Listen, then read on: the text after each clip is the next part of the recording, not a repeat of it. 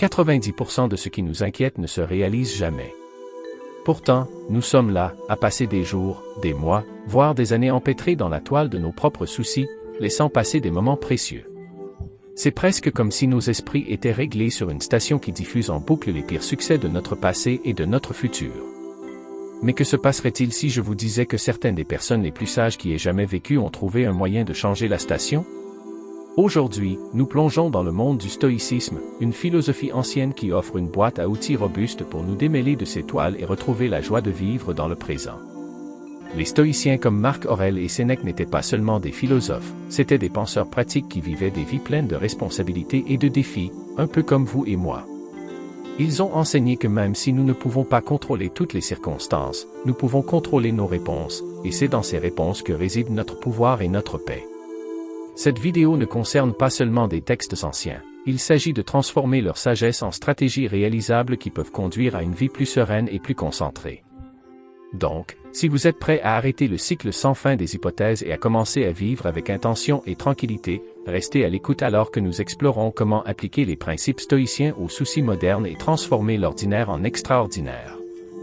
Si vous appréciez les informations dans lesquelles nous plongeons aujourd'hui, une simple faveur gratuite que je vais vous demander est d'appuyer sur le bouton d'abonnement et de rester avec nous tout au long, car chaque partie de cette vidéo est conçue pour vous rapprocher d'une vie plus paisible et plus utile. Commençons. Bannissez vos soucis en vivant fermement dans l'instant présent. Les stoïciens étaient de grands défenseurs de la concentration sur le présent. Ils croyaient que le passé est hors de notre contrôle, que l'avenir est incertain et que seul le présent est réel et gérable. Quand on y pense, l'inquiétude nous piège souvent dans un cycle de regrets du passé ou d'anxiété face à l'avenir, n'est-ce pas? C'est comme si nous rejouions de vieux films qui ne peuvent pas être modifiés ou que nous essayions de prédire la prochaine saison d'une série qui n'a même pas été écrite. Mais voici une pratique stoïcienne puissante pour vous. Imaginez diviser votre journée en minuscules compartiments au moment où chacun est vécu le plus pleinement possible. Il s'agit de dire, en ce moment, c'est là où j'en suis, et c'est tout ce sur quoi je dois me concentrer. Il ne s'agit pas seulement de pleine conscience ou de méditation. Il s'agit de prendre la décision consciente de ne pas laisser vos pensées dériver dans des territoires où elles n'ont aucune utilité pratique. Pensez à quel point c'est libérateur. Lorsque vous êtes présent, vous n'attendez pas seulement la prochaine grande chose ou pleurez une occasion perdue. Vous vous engagez activement dans la vie telle qu'elle se présente. Cela ne signifie pas que vous ne planifiez pas l'avenir, mais que vous planifiez dans le cadre des actions du moment présent, et non comme un marathon alimenté par l'inquiétude. Alors, comment pouvons-nous pratiquer cela? Commencez par vraiment vous mettre à l'écoute de ce que vous faites. Si vous mangez, savourez chaque bouchée. Si vous marchez, sentez chaque pas. Remarquez votre environnement, les sons, l'air. Cela semble simple, mais c'est incroyablement puissant.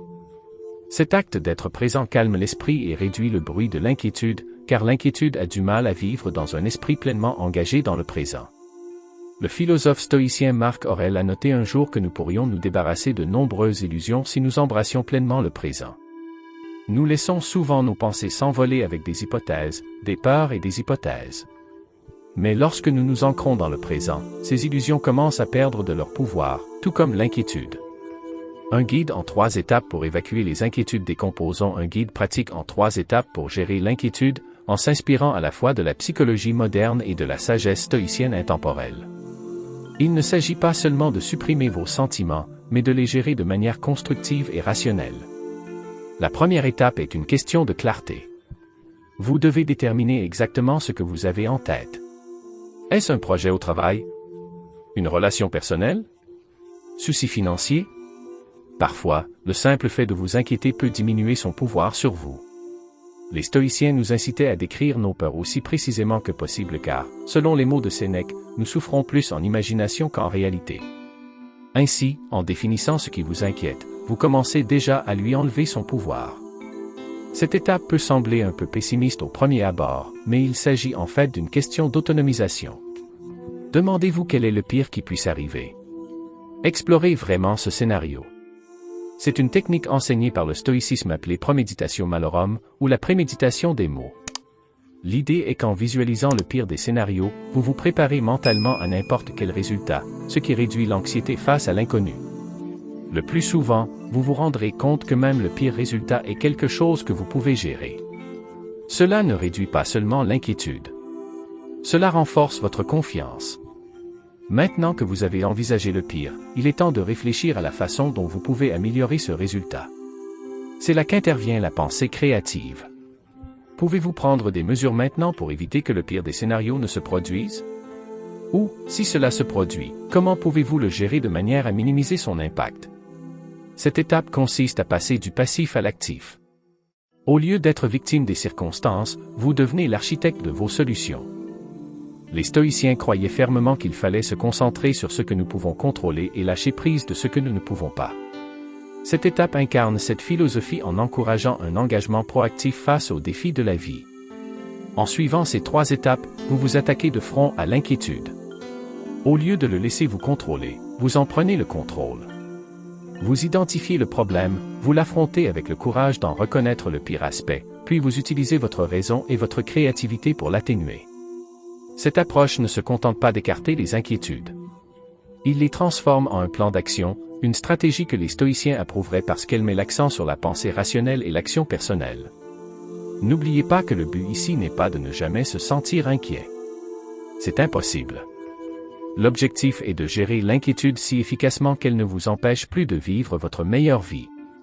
En appliquant ces 3 étapes, vous transformez les inquiétudes d'ombres intimidantes en défis gérables que vous êtes équipés pour surmonter. Faites face à vos inquiétudes et analysez-les pour y avoir l'esprit clair. Les inquiétudes sont souvent des figures vagues et obscures au fond de notre esprit, provoquant du stress sans même que nous comprenions vraiment pourquoi. Pour diminuer leur pouvoir, nous devons les mettre en lumière et les regarder attentivement. Les stoïciens avaient une excellente approche à ce sujet. Ils ont encouragé un examen de conscience et une réflexion rigoureux. Marc Aurèle, par exemple, a souvent écrit sur la confrontation directe de ses pensées pour comprendre leur nature et leurs origines. Cette méthode ne consiste pas seulement à savoir ce qui vous inquiète, mais à comprendre pourquoi cela vous inquiète. Est-ce parce que cela menace quelque chose que vous appréciez? Est-ce parce qu'il frappe une vulnérabilité ou un traumatisme passé? Voici comment vous pouvez commencer ce processus. Commencez par écrire vos inquiétudes. Le simple fait d'écrire peut aider à clarifier des pensées qui étaient troubles lorsqu'elles flottaient dans votre tête. Une fois que vous les avez sur papier, il est plus facile d'être objectif à leur sujet. Ensuite, posez-vous quelques questions approfondies. Pourquoi cela m'inquiète-t-il? Quel est le pire qui puisse arriver et quelle est la probabilité que cela se produise? Quelle pourrait être la cause profonde de cette peur? Souvent, vous constaterez que la racine d'une inquiétude n'est pas ce que vous pensiez au départ. Il peut s'agir de quelque chose de plus profond ou de plus fondamental. Cette étape consiste à éplucher les couches de votre anxiété pour en révéler le cœur. Ensuite, considérez l'influence de ces inquiétudes. Affectent-ils votre comportement? Vous empêchent-ils d'avoir des opportunités ou d'être heureux? Cette compréhension peut être incroyablement puissante parce qu'elle change votre perspective. Cela vous fait passer d'un sentiment d'inquiétude à la compréhension de pourquoi vous vous sentez ainsi, ce qui est la première étape pour prendre le contrôle de l'émotion. La dernière étape de l'approche stoïcienne concerne la rationalisation et la réponse. Une fois que vous comprenez votre inquiétude, vous pouvez plus facilement trouver des moyens logiques et pratiques d'y répondre.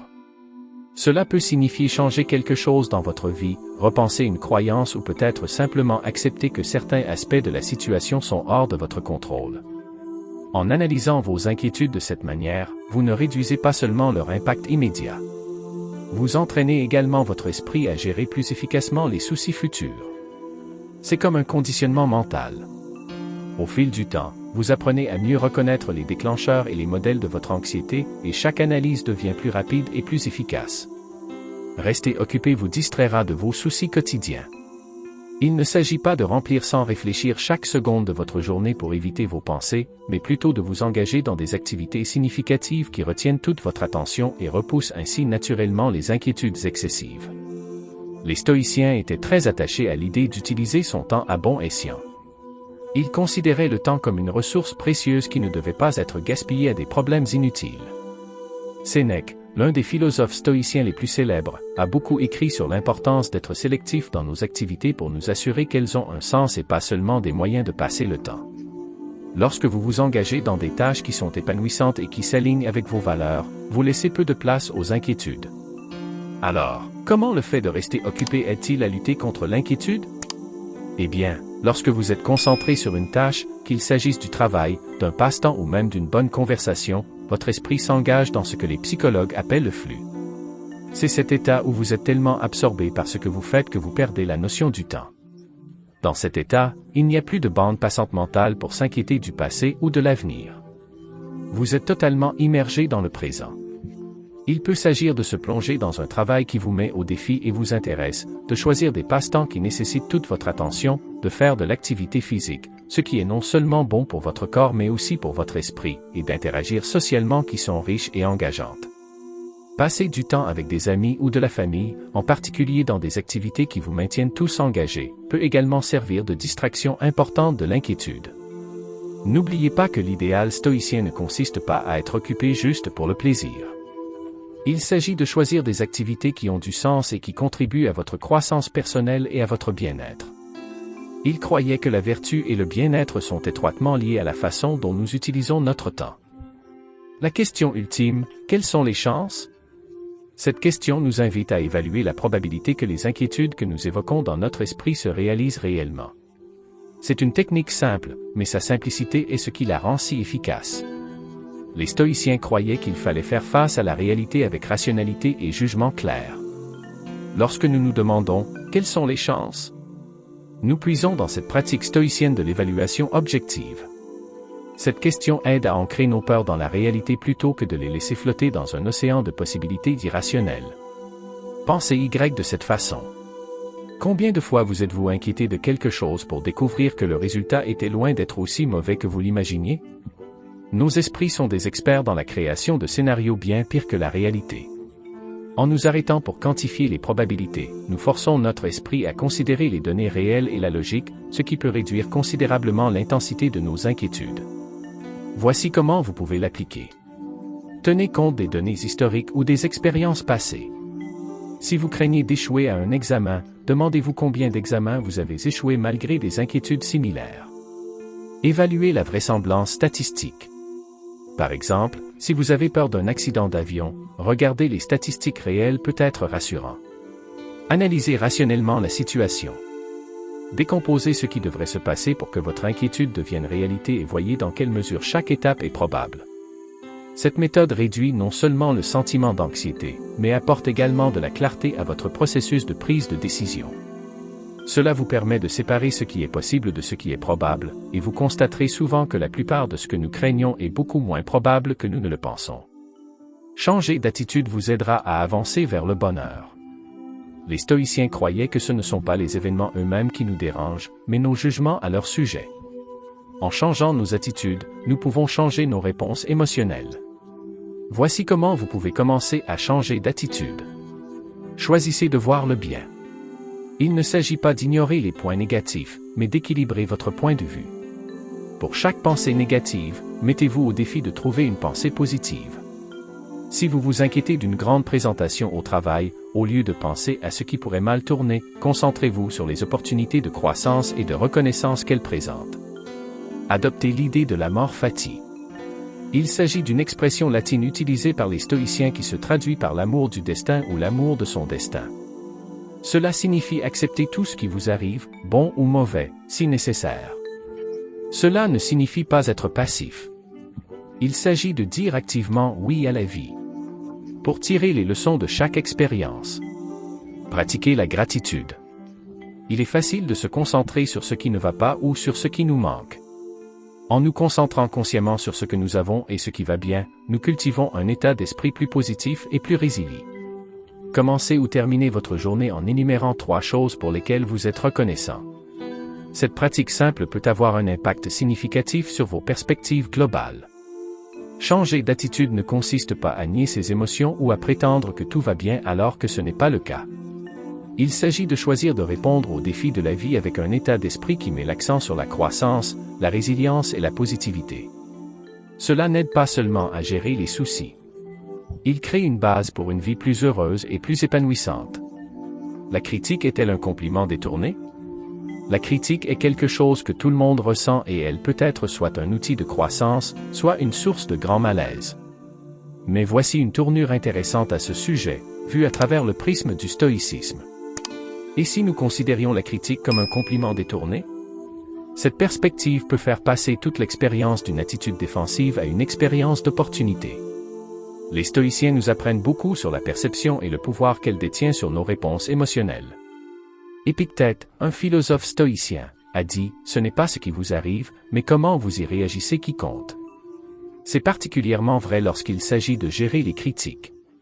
Au lieu de le voir immédiatement comme un jugement négatif ou une attaque, et si vous pouviez y voir un signe que vous faites quelque chose d'assez important pour mériter d'être remarqué, voici comment vous pouvez commencer à changer votre perspective sur la critique. Tout d'abord, considérez la source. La critique vient-elle de quelqu'un que vous respectez et admirez? Si c'est le cas, cela vaut peut-être la peine d'y réfléchir sérieusement. Si cela vient de quelqu'un qui sape constamment les autres, il s'agit probablement plus d'eux que de vous. Cherchez le noyau de la vérité. Même dans les critiques les plus injustes, il y a souvent quelque chose que vous pouvez apprendre. Il faut de l'humilité et un peu de détachement pour passer au crible les mots blessants afin de trouver une leçon, mais cela peut être incroyablement axé sur la croissance. Réfléchissez à l'intention. La critique se voulait-elle constructive? Si c'est le cas, l'adopter peut conduire à des améliorations significatives. Si c'était destiné à blesser, c'est le reflet des propres problèmes du critique, pas des vôtres. En réinterprétant la critique de cette manière, non seulement vous réduisez son piquant, mais vous la transformez également en quelque chose qui peut améliorer votre croissance personnelle et professionnelle. Cette approche stoïque ne consiste pas à supprimer vos sentiments ou à ignorer les commentaires valides. Il s'agit plutôt de développer une peau plus épaisse et une vision plus claire de ce que vous voulez accomplir. Il s'agit d'utiliser chaque élément de feedback comme un tremplin plutôt que comme une pierre d'achoppement. Bannir la fatigue mentale et émotionnelle vous aidera à construire un avenir meilleur. Parlons de quelque chose qui nous affecte tous à un moment ou à un autre. C'est ce sentiment d'être épuisé, non pas par l'effort physique, mais par le stress constant, les inquiétudes et les montagnes russes émotionnelles de la vie quotidienne. Il est essentiel de s'attaquer à cette fatigue non seulement pour notre bien-être aujourd'hui, mais aussi pour nous construire un avenir meilleur et plus durable. Les stoïciens comprenaient l'importance de maintenir un équilibre entre l'action et la réflexion, prônant un mode de vie qui nourrit à la fois l'esprit et l'esprit. Ils ont enseigné que nos énergies sont limitées et que la façon dont nous choisissons de dépenser nos réserves mentales et émotionnelles a un impact direct sur notre qualité de vie. Marc Aurèle, dans ses méditations, souligne l'importance de conserver nos ressources intérieures, nous conseillant de ne nous engager que dans des activités essentielles et alignées avec nos valeurs. Alors, comment commencer à bannir ce genre de fatigue et à reconstituer nos réserves internes? Priorisez et simplifiez-vous la vie. Examinez vos engagements et vos responsabilités. Y a-t-il des tâches ou des activités qui ne correspondent pas vraiment à vos valeurs ou qui ne vous apportent pas de joie? Il est peut-être temps de dire non ou de déléguer ces tâches. Simplifier ne consiste pas à faire moins pour le plaisir de moins. Il s'agit de faire plus de place pour des activités qui sont vraiment épanouissantes. Pratiquez la présence et la pleine conscience. Une grande partie de notre fatigue mentale et émotionnelle provient du fait que nous nous attardons sur le passé ou que nous nous inquiétons de l'avenir. En nous concentrant sur le moment présent, en nous y engageant vraiment, nous conservons de l'énergie qui serait autrement dépensée en soucis improductifs. Fixez des limites. Ceci est essentiel pour le maintien de la santé mentale. Fixez des limites claires avec les autres concernant votre temps et votre énergie. Ce n'est pas égoïste. C'est nécessaire pour l'autopréservation. Les limites vous aident à vous protéger contre l'extension excessive et vous permettent d'allouer votre énergie plus judicieusement. Autoréflexion régulière. Prenez le temps d'examiner vos pensées et vos émotions. Qu'est-ce qui vous cause du stress? Y a-t-il des modèles ou des déclencheurs que vous pouvez identifier et traiter? Le stoïcisme ne prône pas seulement la prise de conscience, mais aussi la gestion proactive de sa vie intérieure. L'intégration de ces pratiques aide à réduire la charge sur vos facultés mentales et émotionnelles. Tout comme donner une pause à votre corps après une longue journée de travail physique, donner du repos à votre esprit n'est pas seulement bénéfique. C'est essentiel. Il vous permet de vous remettre du stress de la vie quotidienne et de vous ressourcer. Dormez régulièrement. Nous avons tendance à penser que le sommeil n'est qu'un moyen de se ressourcer physiquement, mais c'est bien plus que cela. C'est un pilier fondamental pour notre santé physique et mentale. Une véritable nécessité pour maintenir l'équilibre et le bien-être dans nos vies. Les stoïciens, toujours pragmatiques quant aux besoins du corps et de l'esprit, mettaient l'accent sur la vie en harmonie avec la nature, ce qui inclut le suivi des cycles naturels de veille et de sommeil.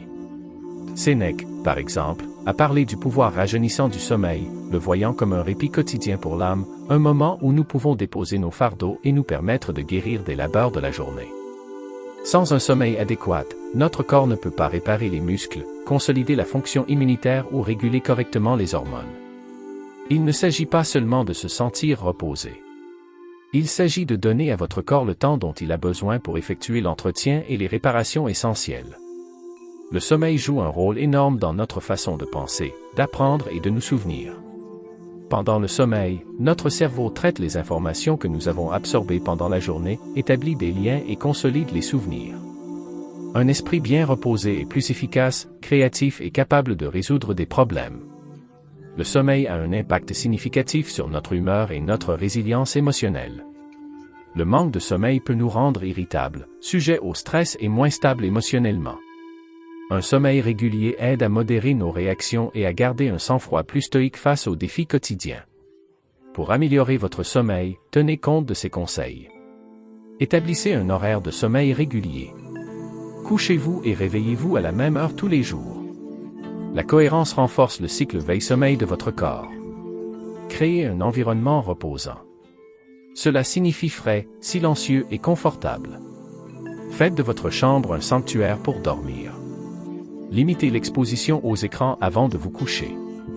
La lumière bleue émise par les téléphones, les tablettes et les ordinateurs peut interférer avec votre capacité à vous endormir. Détendez-vous avant de vous coucher. Établissez une routine du coucher qui signale à votre corps qu'il est l'heure de dormir. Il peut s'agir de lecture, d'étirement doux ou de méditation. N'oubliez pas que, comme toute pratique stoïcienne, améliorer votre sommeil consiste à faire des choix délibérés. Il s'agit de reconnaître le rôle essentiel que joue le sommeil dans notre bien-être général et d'en faire une priorité dans votre routine quotidienne.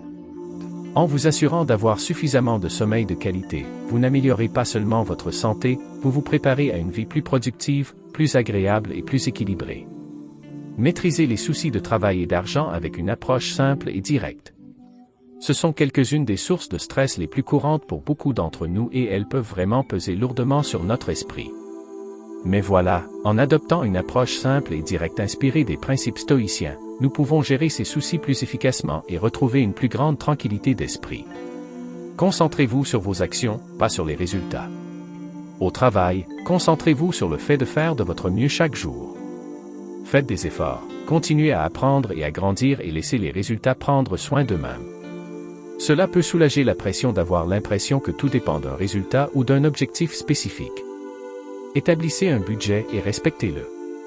Les soucis financiers découlent souvent d'un sentiment de perte de contrôle. En établissant un budget, vous reprenez le contrôle. Vous savez exactement où va votre argent, ce qui peut réduire considérablement l'anxiété. Il ne s'agit pas seulement de réduire les dépenses, il s'agit de prendre des décisions éclairées qui correspondent à vos objectifs et à vos valeurs financières. Constituez un fonds d'urgence. C'est le stoïcisme 101. Préparez-vous à l'inattendu.